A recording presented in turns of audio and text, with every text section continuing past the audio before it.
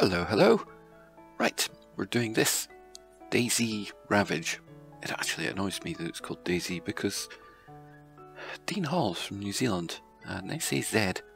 So DayZ. Anyway. DayZ Ravage by Red Army. This is a mod that a mission that caught my eye because the intention of it is to reproduce DayZ standalone as a single player experience. And way back in the day we had a single player DayZ mod. I suppose I should tell you the story of how that came about. Anyway, I was going to include subtitles today and I realised that there's something I felt like talking about that would kind of preclude the use of subtitles. I'll give it a go, we'll see how we get on. Anyway, as they're saying here, your priority is to survive. That's it. Learn the land, acquire a map, ASAP, and make a note of places of interest worth returning to. Food, water, and essential items exist. They're out there, but sought after by others too. Most others will shoot on sight, but there are friendly survivors out there. It's in your interest to find them. 2 pairs of eyes, ears, and 2 backpacks of storage are better than half that quantity. Snappy, well written line that.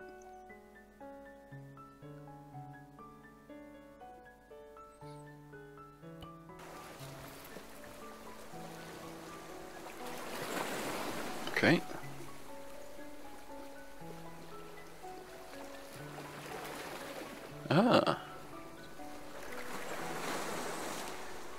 Do we have anything? A first aid kit. Okay.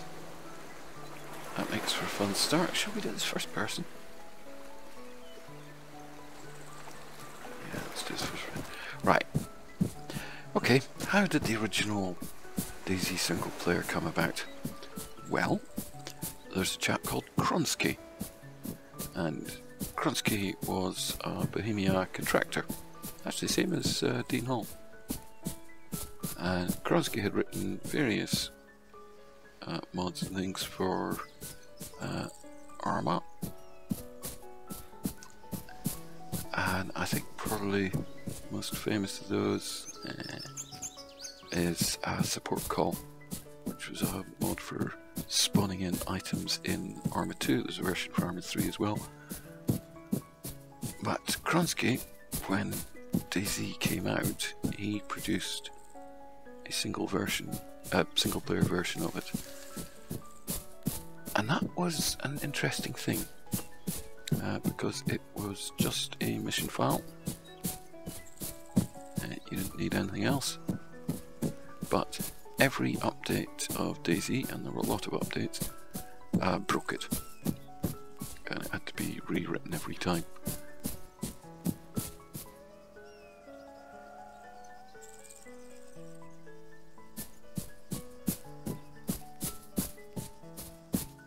Anyway, time went on. Yeah, it definitely sounds like someone in it.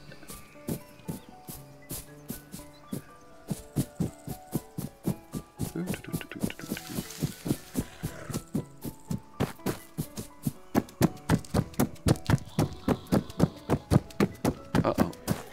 It's not a great start. Anyway,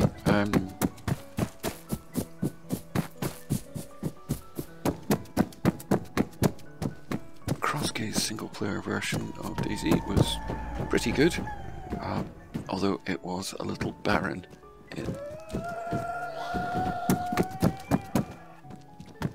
Oh gosh, running.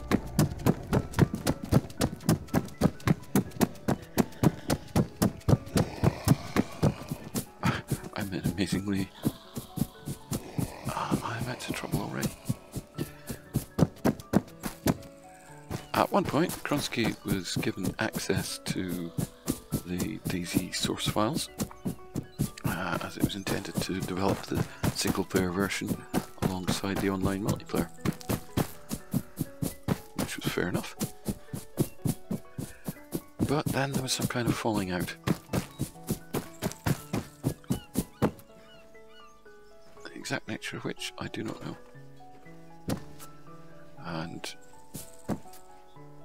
suddenly Kronsky was not allowed to access the DayZ files anymore, and I would assume that Bohemia was quite enamoured of the DayZ mod because it had brought attention to ArmA 2 from people who were not interested in the sort of military simulator aspect of it. So that was the end of single player, and it was deleted, completely removed from the internet. Now, at the time, I had written a guide for how to install the DayZ mod, because it wasn't easy, and for people who were new to ArmA, it was especially not easy. So, I'd written this guide, and it was actually written for my friends, for people that I played DayZ with, whom I played DayZ with, just to make it easy for them. But I got a lot of questions from people needing support, and I'd, answered all of those, and I had also made a point to write articles about other related things, including single player. As a result of this, people were coming to me, asking me, asking me about single player after it vanished from the internet. Now, for anyone who asked, I provided them with the file and explained to them, which version of the DayZ mod it worked with. After a while, people started coming to me and asking me about making improvements to it. Which, well, yeah, one could, because it's ArmA, it's very moddable, and I don't think Kronsky's file was binarized. When you're creating mods for ArmA, you can binarize them, which is to effectively sort of compile them, to turn them into a sort of single solid file that is not easy to reverse. Well, actually, it is fairly easy to reverse if you use the correct tools.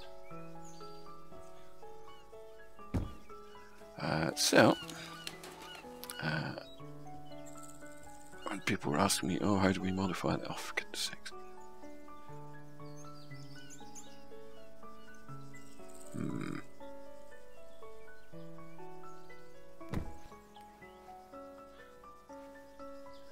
So yes, people are asking me how to modify, so well, I wasn't too keen on explaining things to people, because I'm not a great expert on ArmA modding, despite what people seem to think. And, there's an awful lot of websites and resources out there already. I'd just be repeating what was on them. So, it seemed kind of pointless.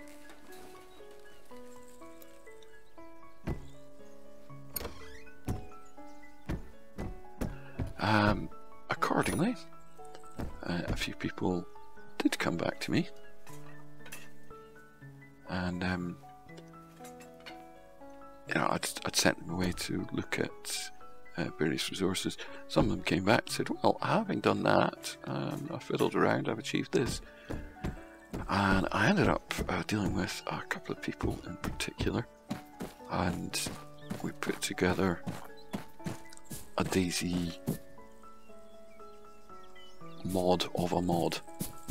So it's a single player version that wouldn't be outdated by updates to the DayZ mod, so it wouldn't break. I mean, eventually it could kind of be broken, but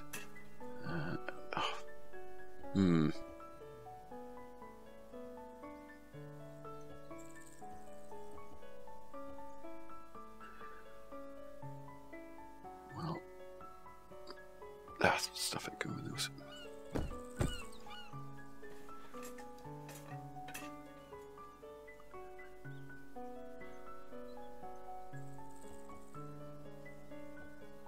I'd have to pick it up to eat it. Oh. I forget how to do this actually. There we go.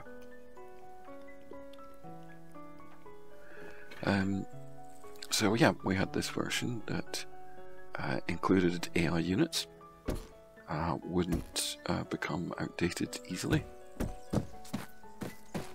and would work pretty well. There were friendly units in it, and this mission that I'm playing now kind of reminds me of that. The whole point of that mission was to reproduce as closely as possible the multiplayer experience on official servers. So that meant hardly any vehicles.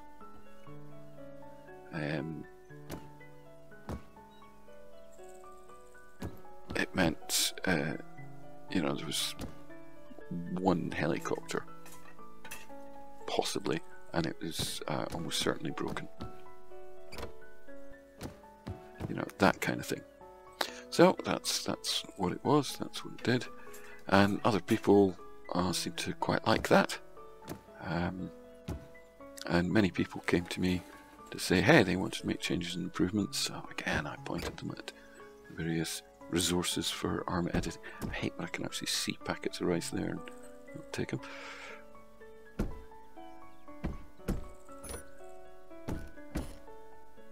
And you know, pointing most people at these resources was a good way of getting rid of them.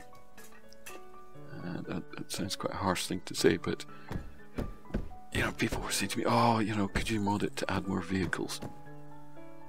Well, yeah, but that wasn't the point, and you can't just do what people want, because different people want different things. Some people wanted, you know, the accurate reproduction of the multiplayer experience. Other people wanted it like some of the modded servers that were out there, and it was impossible to make it right for all of them. There was no way that you could do everything. Ooh. Oh. So, yeah, I was pointing people at various resources and telling them to do it themselves. If I was feeling particularly nice, I'd point out some of the relevant variables and bits and bobs that they should most pay attention to. So, they did, and eventually, some of those people came back to me and said, hey, I made a thing. I said, oh, interesting. And enough people made their own variations that, oh gosh, I'm trying to host this off a bloomin' blogger site. This is not going well. I don't think these types of buildings will spawn anything of any use. So that was interesting and a little tricky.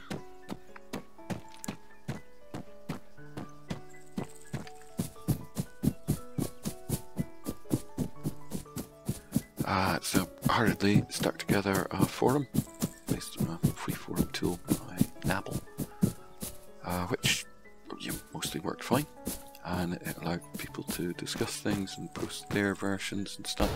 That was great. I really liked that. I really loved seeing what other people did.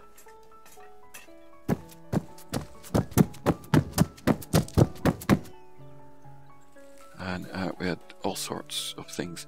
In fact, that's where I first encountered Hallex, above, various people. And they far exceeded anything I'd done very quickly.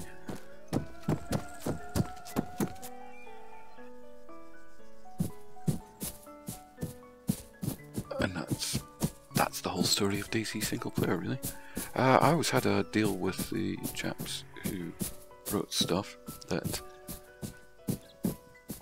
Dean Hall had announced from early on, especially when Kronsky had been producing single player, that there was always an intention to produce a single player version of DayZ. And so the deal that I had with the guys was that when that happened, we would stop. You know, it wasn't fair to provide a free alternative to a potentially commercial product, depending on how it went. And I agreed to stand as sort of point guy for all legal shenanigans and dealings, so that if ever we were approached by Bohemia to tell us to stop doing this or whatever, I was the single point of contact, and I was the guy who would get in trouble. And that was it. I mean, I do like all this furniture, but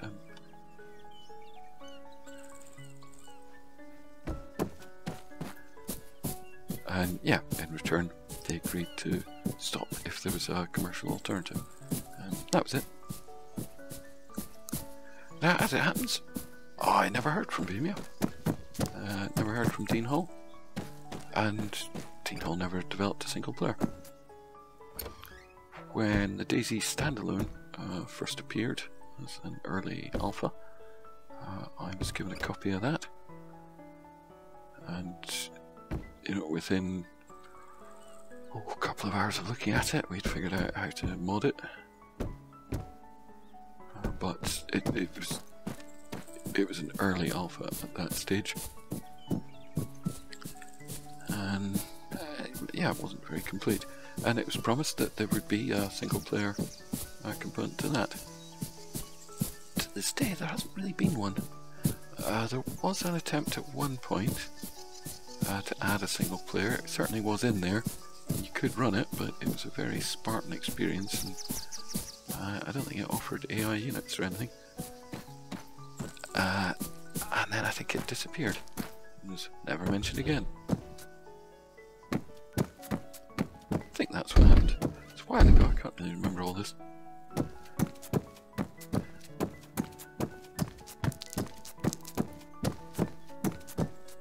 So yeah, here we are today, playing this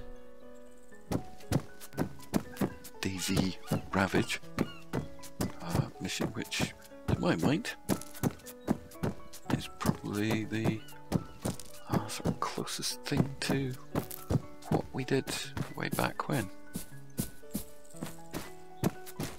I should also mention a couple of other people. We had two people. Oh, brilliant! Got fire at last.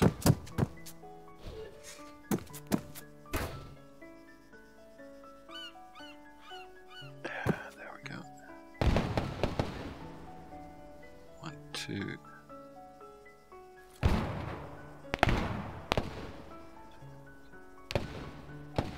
3, 4.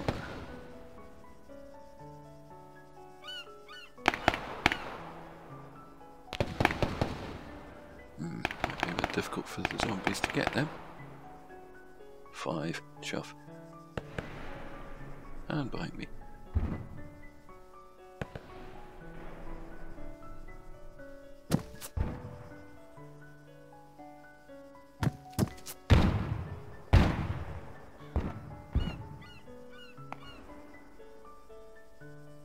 Okay.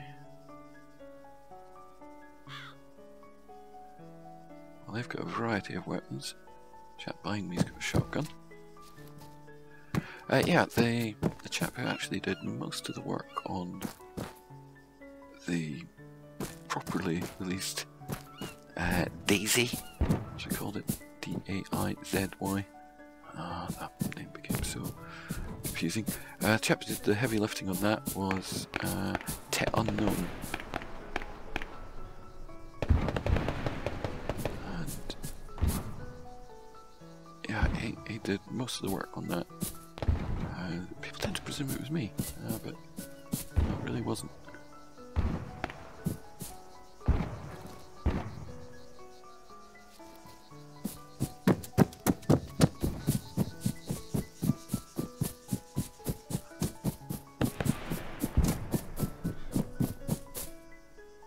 I have enhanced movement on, because I usually do. We also had work from DayZ Hunter on that initial version.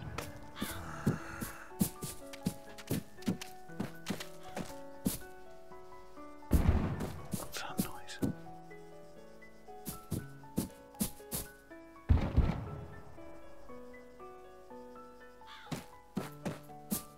But yes, it was originally aimed at Tet Unknown,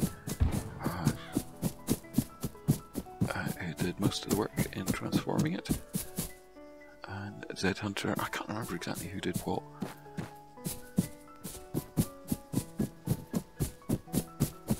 They both they both largely vanished after that. They've done what they set out to do.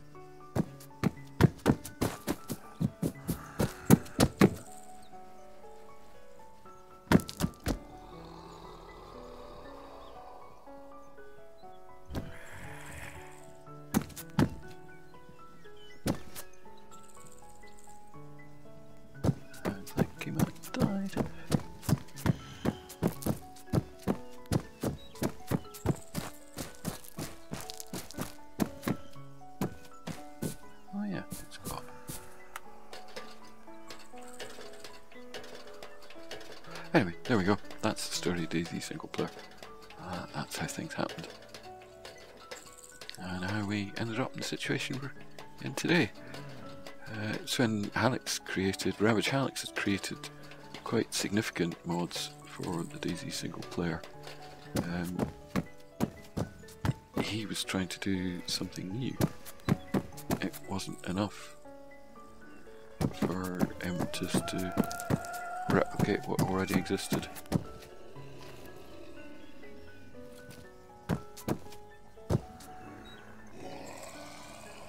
Is that a dead body? Oh, for goodness sakes.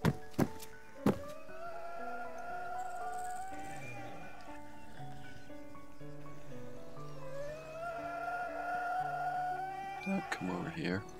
I don't want to see you. Right, how am I going to get to that?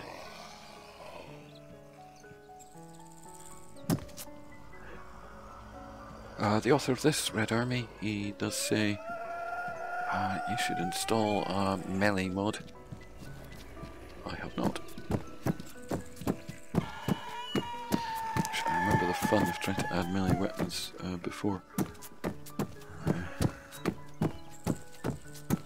In the original DayZ, because there is no melee combat in ArmA 2, it was extraordinarily difficult to add, and effectively what happened was axes were used as melee weapons with ammunition. I think it was 999 rounds, something like that, of a weapon that was effectively zero range, but very high power.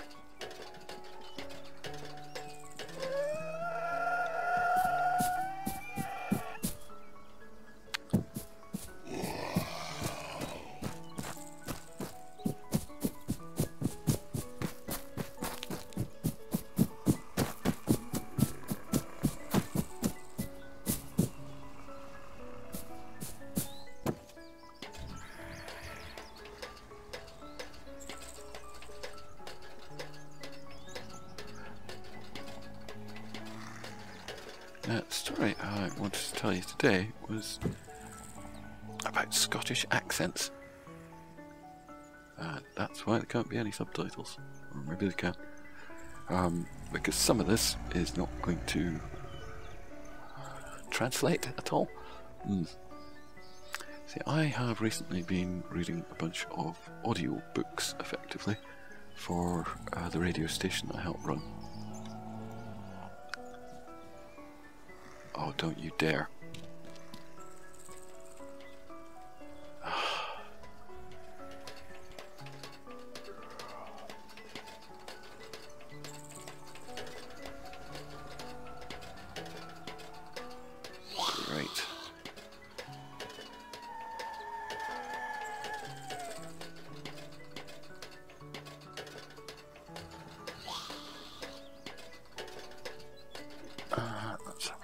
third person.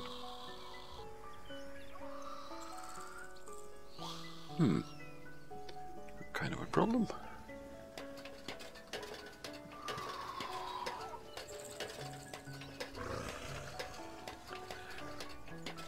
Yeah, I've been reading audiobooks, and one of the first I did was...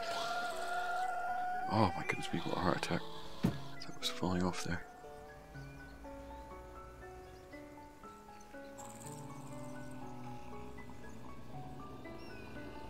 Okay, they're a little confused.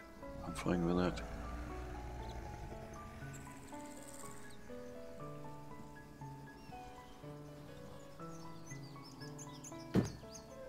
A little concerned about being up here because it definitely ain't safe. Thought he was by a road sign. Oh, still hear those gentlemen in the distance shooting away. I'm scared to even try and kneel down.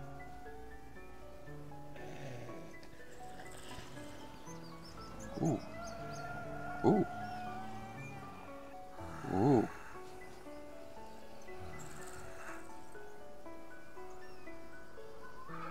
Right.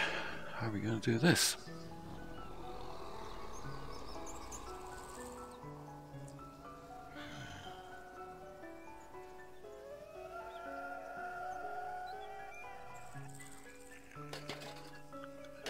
Oh, ladders. Always scared of ladders.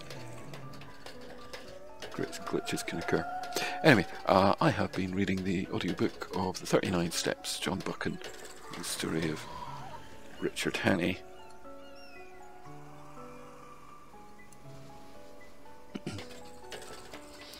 And one of the problems with reading audiobooks is, well, there's a few problems, but number one, how do you do it? Do you just straight read the words on the page? Or, I mean, I wasn't going to do a dramatization, it's easy for you to say, dramatization.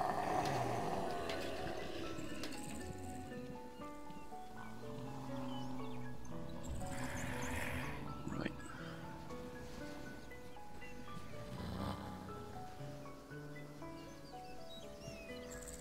Don't come up here.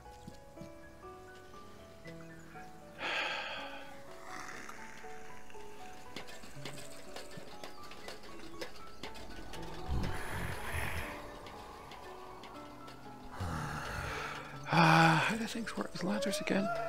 You can have two people on a ladder, but I don't think the zombies are capable of it.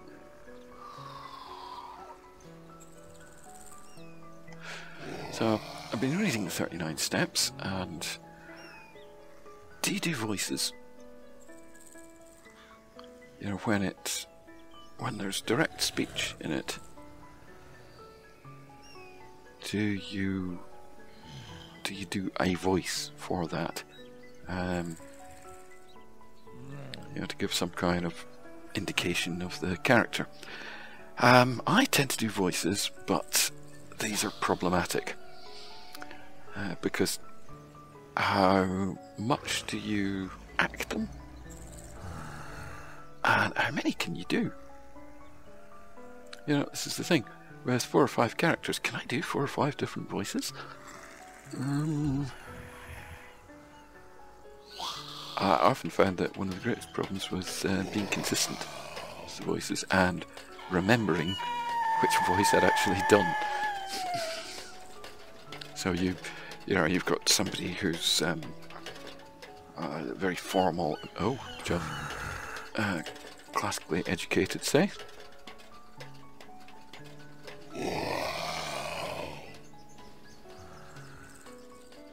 Oh, what an interesting problem we've got. So, yes, it's easy for me to slip into that. My natural way of speaking English is somewhat similar.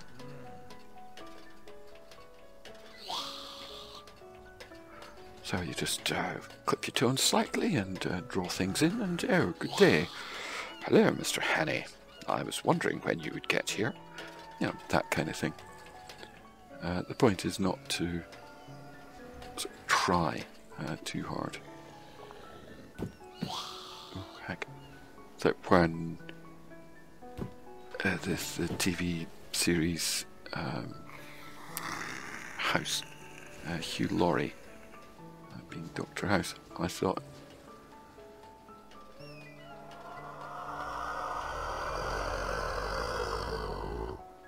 Hugh Laurie did an excellent job of an American accent by not going too strong with it.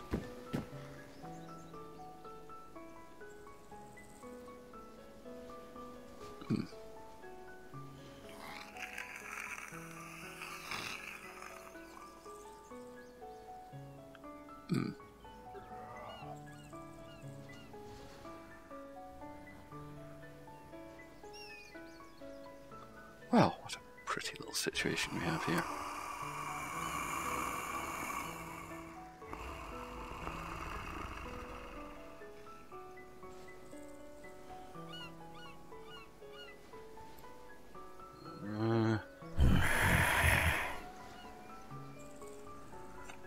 Back to first person, I think.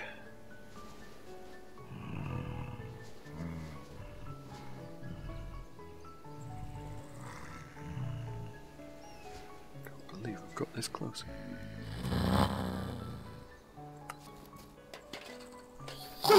Ouch.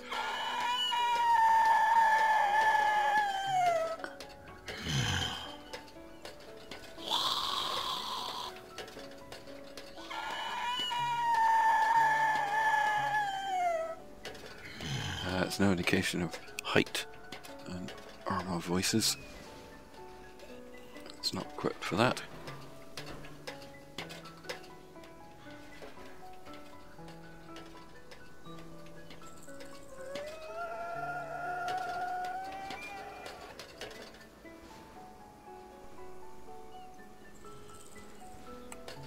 Whew.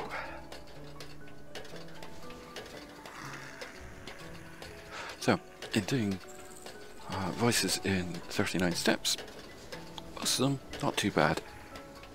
Do not do a strong German accent for that guy, you know, rein it in. And, you know, you've got a special problem when doing female voices. There are only a couple in 39 steps. And that's just, you know, lighten your tone. Speak in a semi-female manner, but don't try and sound like a woman.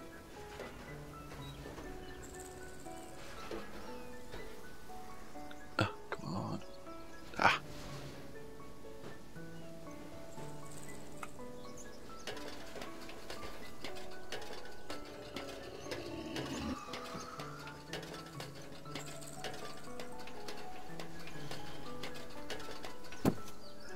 But no, the big problem I had with doing 39 steps was, at one point, Richard Hannay arrives he's in Scotland, but he's walking along the road and he encounters a road mender. Oh! Shing! Took a sec to hit. Get up, get up, get up. I think our friend fell off the tower.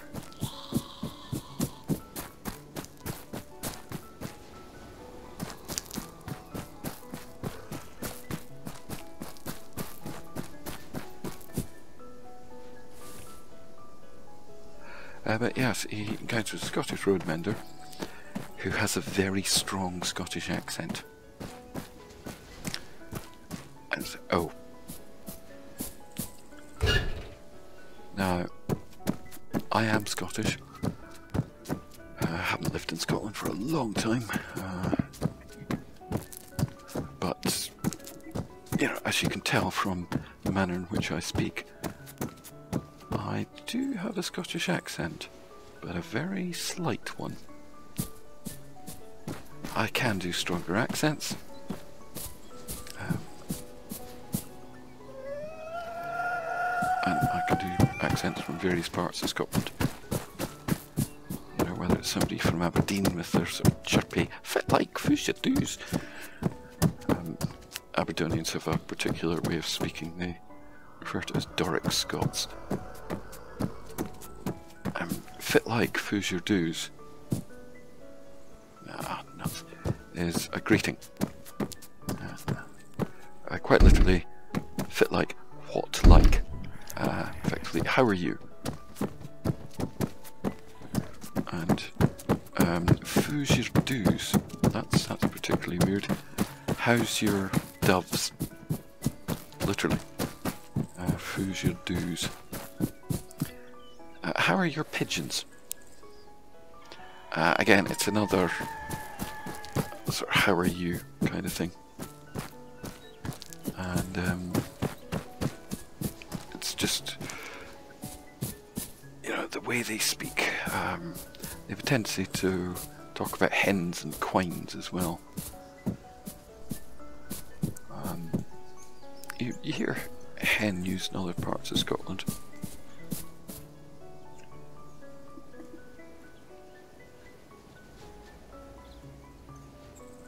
Oops. Right, we have a gun. It's probably got no ammo. Yeah, that's where I really want to go. I have to draw these people away. Right. Is this a livable body or is that zombie? That's a zombie. I think I saw one more livable body behind that wall. Get up, get up, get up.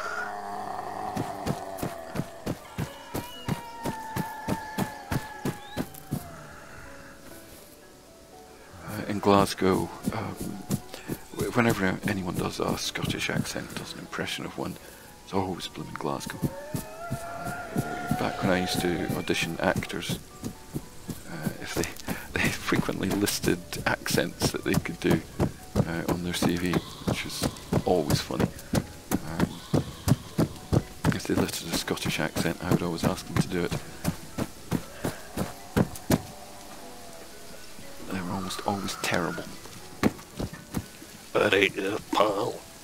Fit you doing a ta. You know, that kind of super broad, deep-voiced Glaswegian. Never once did anyone who claimed to be able to do a Scottish accent, never once did they sound like me. Right, let's have a quick look. What have we got? We do have bullets.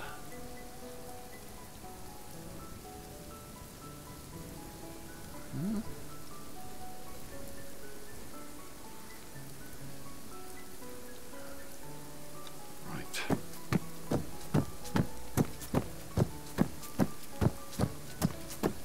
I've not forgotten those 5 gentlemen down the road.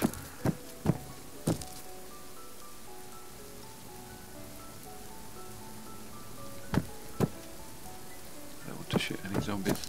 I don't have to, I should have shot him.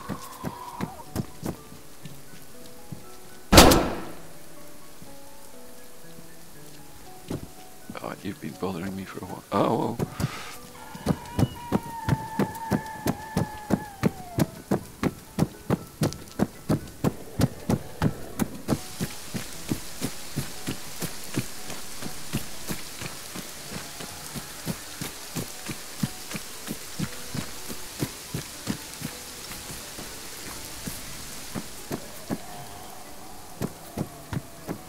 I'm in danger of getting trapped.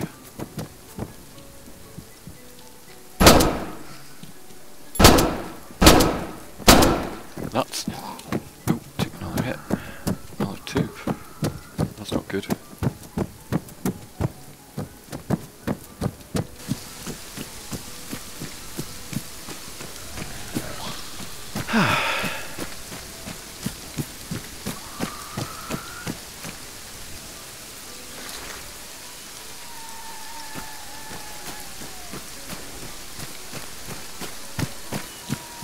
Stages are always difficult, aren't they? Especially starting with nothing.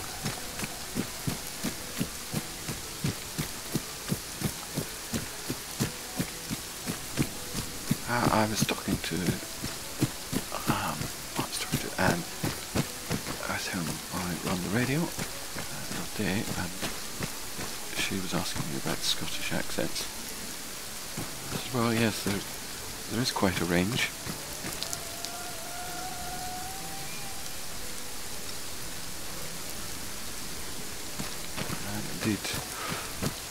If I hear someone from Scotland speak, I can largely tell you where they're from. Usually within a couple of words. Doesn't take much.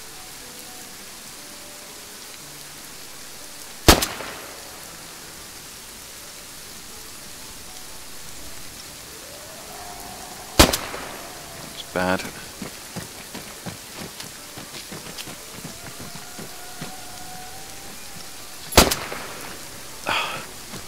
Keep going to buildings that don't slow the zombies down enough. Another hit. Get really bad, I'll probably get a hit going over as well. I'm getting cold. Fantastic. Don't be a running zombie.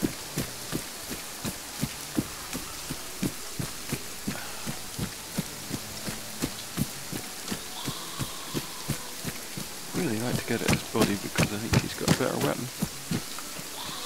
Oh, nuts. That's me trying to do a quick grab of that shotgun there. I'm about to get hit again, I think.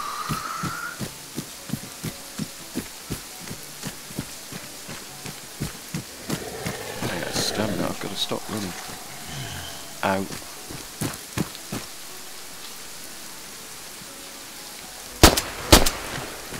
At last.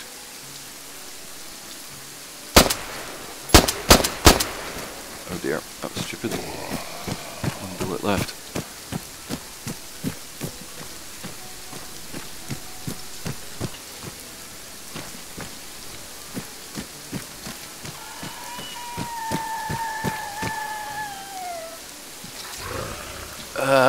Another hit.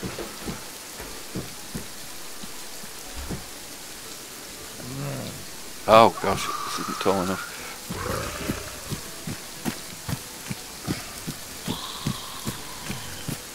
I really need to get to cover.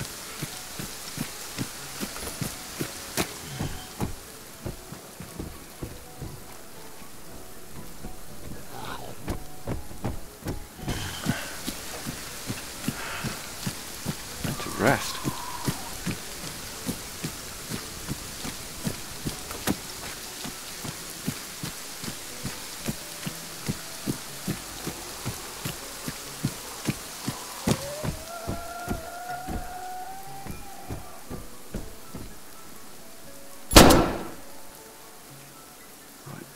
For this.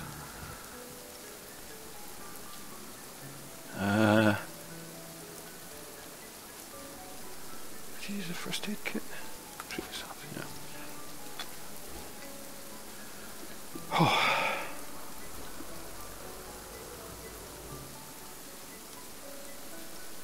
That's my health. Good.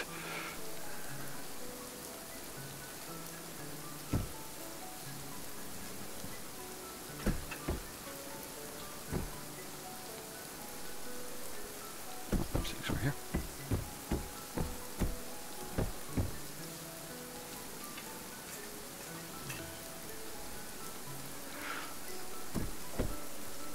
But yeah, in talking about Scottish accents,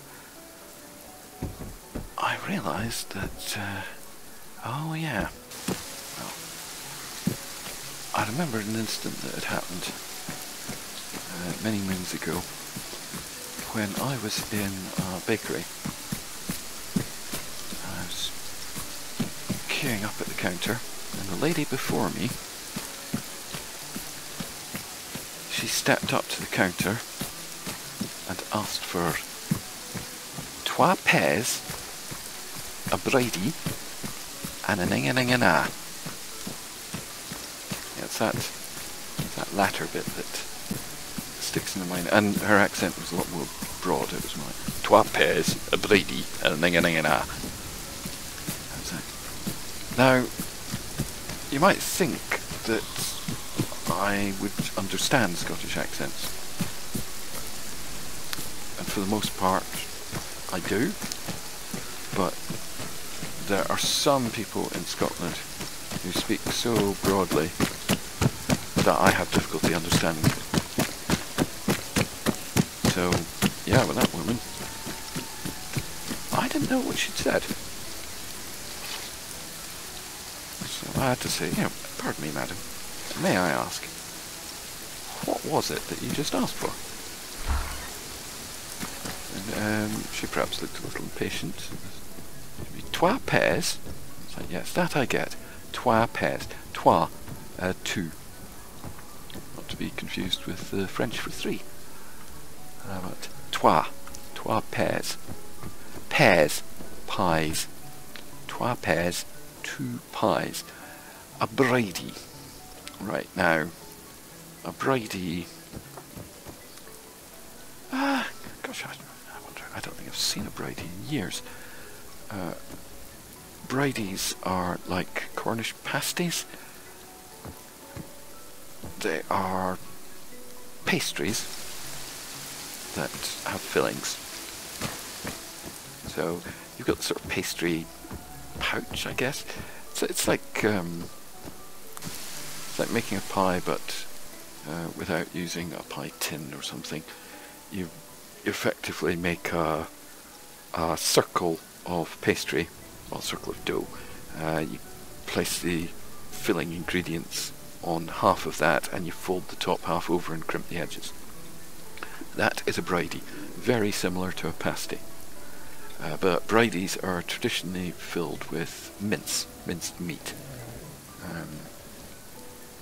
They usually have other things mixed in with them, like peas or carrots or something. Must fill them out, add a bit more variety to them, and make them cheaper. Yeah, trois pairs, a Brady, got you. And a ning-a-ning-a-na. A ning-a-ning-a-na. What on earth is that?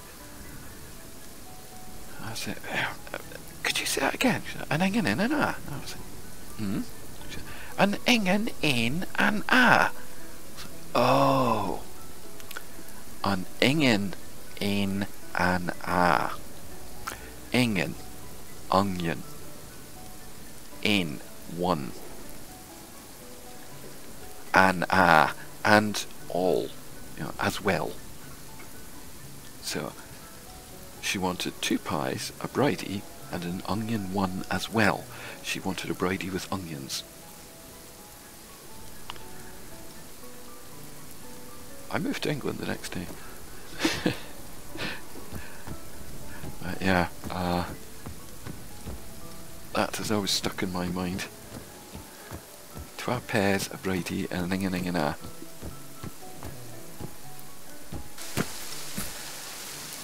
That has how difficult the Scottish accent can be.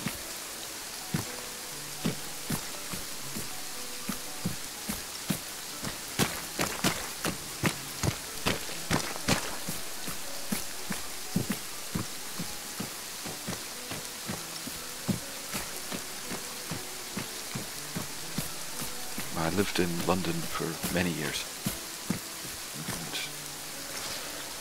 And London has its own challenge of accents because no one is from London. Out of all the people I knew in my tenure in London, 2 of them were actually born there. Yeah, just 2. Everyone else was from everywhere else.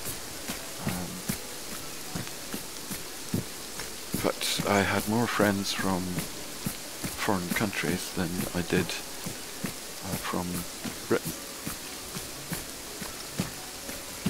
And London's very cosmopolitan and interesting that way, but that creates tremendous difficulties because there are so many accents.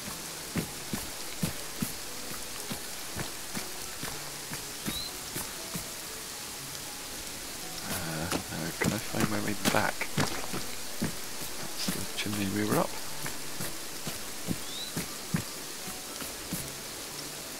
Are we currently safe? For the most part.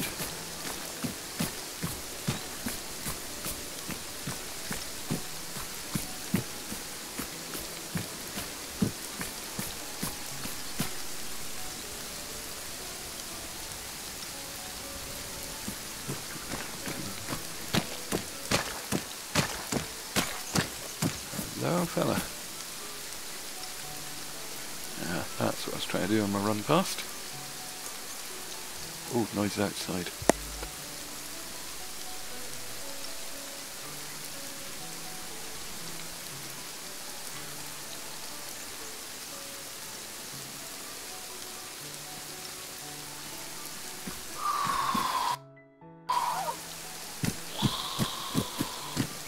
Run!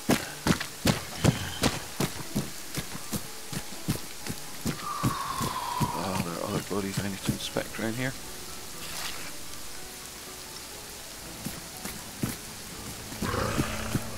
Oh, heck. Took another hit, and I'm slower now.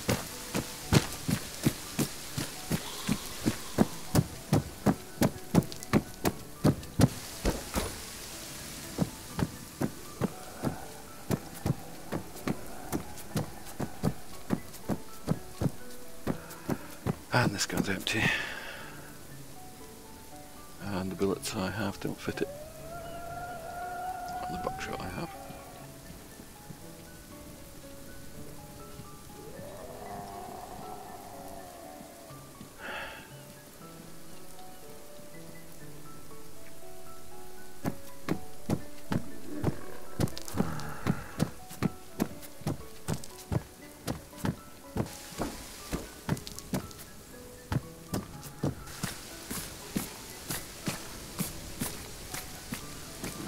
Get out those other bodies.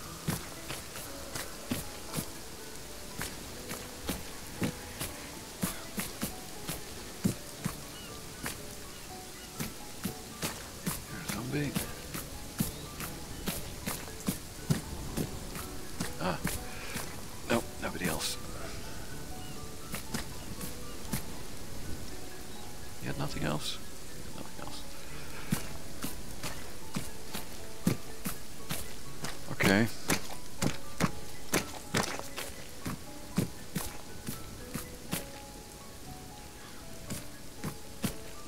Let's go down the road.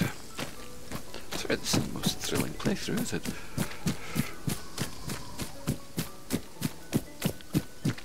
I remember my wife once going to McDonald's to get some food, and she came back terribly upset because the person there hadn't understood her English. And she worried that her English wasn't good enough.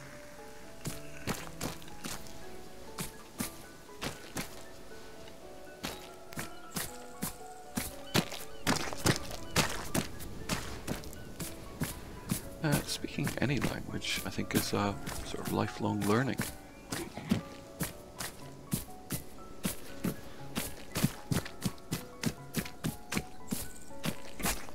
You know, you should try to improve whatever language you speak, regardless if it's your native language or not.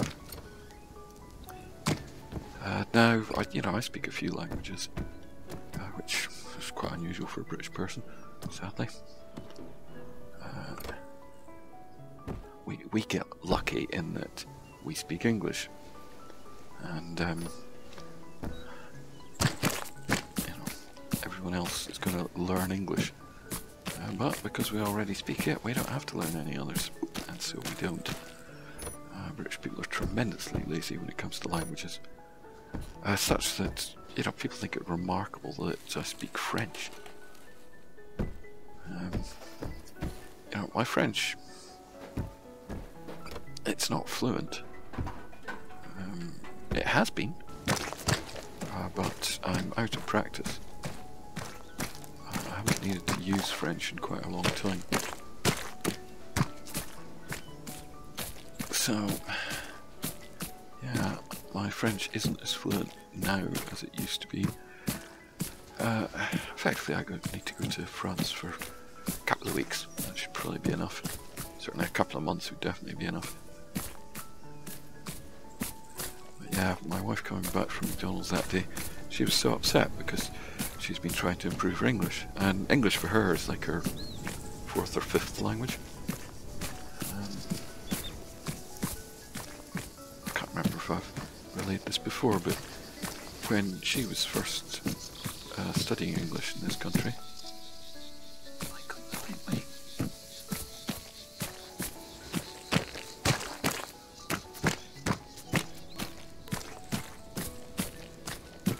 when she was first studying English, she was asked by the teacher of her class, is it common for people in your country to be bilingual? And she found that an incomprehensible question.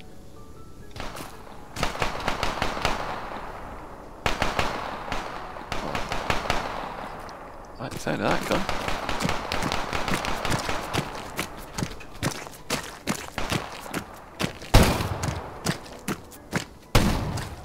Uh-oh. Oh, I see it.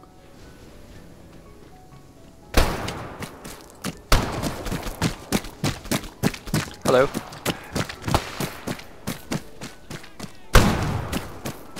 Freezing to death, am I? I think that's the least of my problems.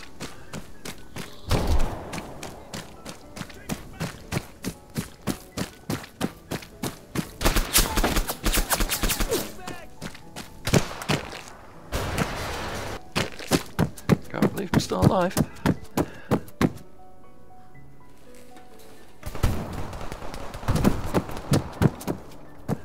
On that day, when my wife was troubled by McDonald's, actually I think it was McDonald's, a well-established fast food emporium, I went down there. I walked in, I said to the chap, "Hello, may I have 2 Big Macs, please?" And he went, "Huh? 2 Big Macs, please." Huh? Yes, an item that you get asked for 100 times a day. You don't recognise it when I say it. So I was pleased to be able to go back to my wife and say, "Yeah, it wasn't you. It was him." He's not a native English speaker either. So.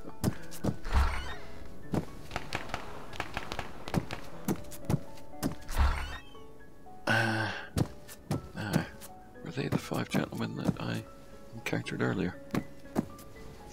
Am I injured? A bit.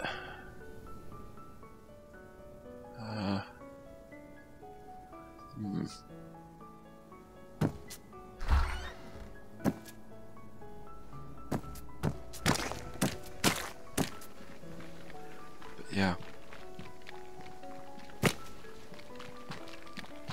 When my wife was asked, "Is it common for people in your country to be bilingual?"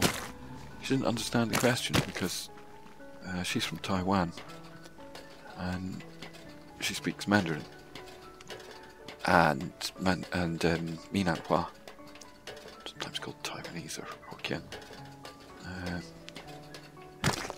Minan just means southern Min language. There are actually quite a few languages from southern Min. You know, such that you divide northern Min and southern Min. Nan just means south in Mandarin. Nanjing, southern capital. That's what Nanjing means. Beijing, northern capital. Bei, north, Nan, south. There you go. Seems quite lazy, doesn't it? Northern capital, southern capital? Do you know what Tokyo and Kyoto mean? Just as bad. So, my wife speaks Mandarin, Minanhua, a bit of Hakka, and some Cantonese, some Japanese, and yeah, she was learning English. Are many people in your country bilingual? I don't understand the question because everyone in Taiwan is multilingual. It's like when you meet people from Switzerland. You know, it's rare to meet a Swiss person who only speaks 1 or 2 languages. I've never encountered one. There's an Italian part of Switzerland, there's a German part of Switzerland, there's a French part of Switzerland. So people tend to speak French, German, Italian, English, and Swiss, because there is a Swiss language as well. So, yeah, anyone from Switzerland, chances are they speak 5 languages. So, yeah, people from Britain learning like the most that British people tend to learn are things like "Dos cervezas, por favor." Bonjour, monsieur. Bonjour, monsieur. But it's the joy of accent. You know, like French. Speaking French in a neutral British accent is very weird.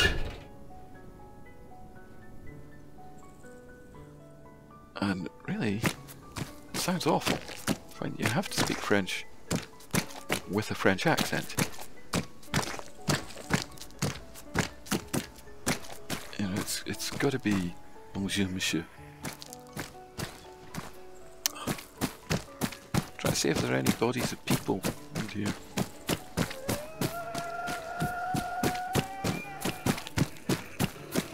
Oh, there's one. Ah! Uh-oh. I'm in severe trouble now. Ow! Zombies are actually faster than me.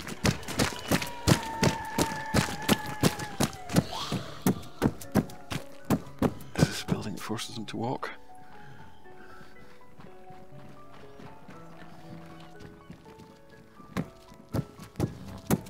I think it's my injuries that are slowing me down. I dropped the empty guns.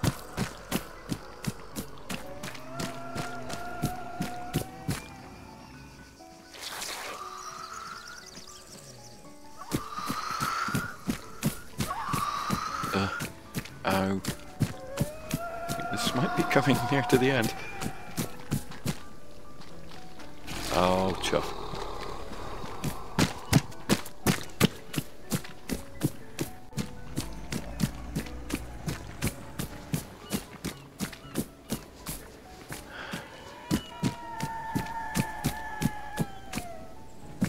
Uh-oh, can't run anymore.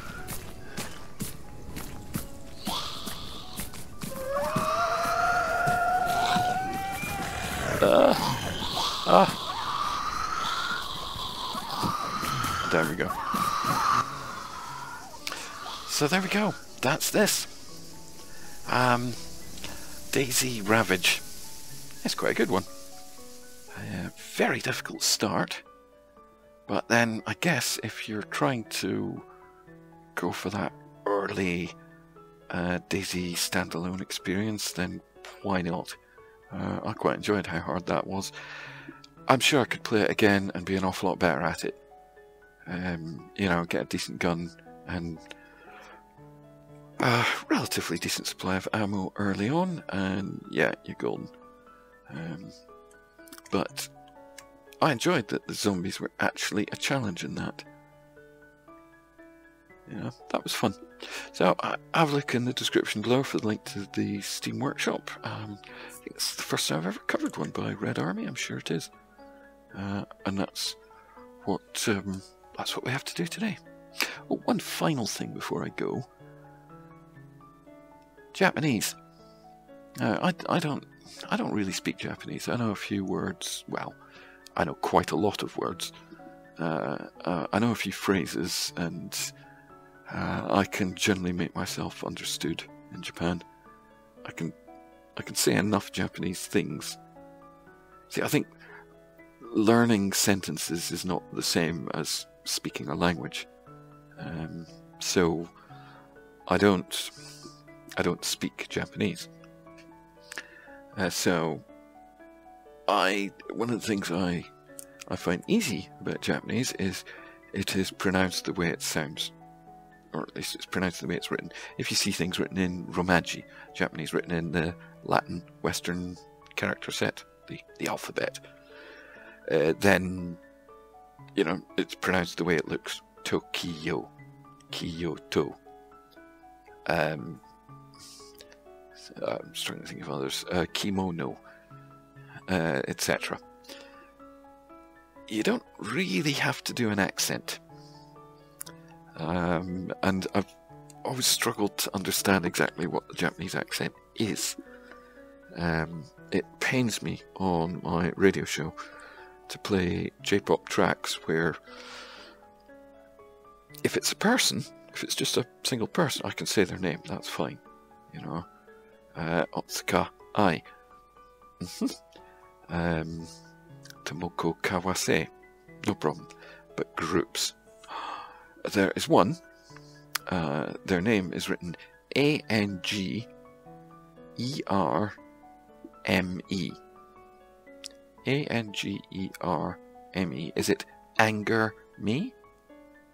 Or is it angerm?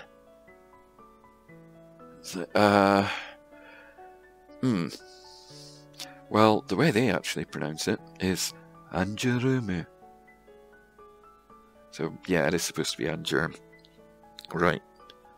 Angerumu. The same group was previously called S/MILEAGE. Smilage?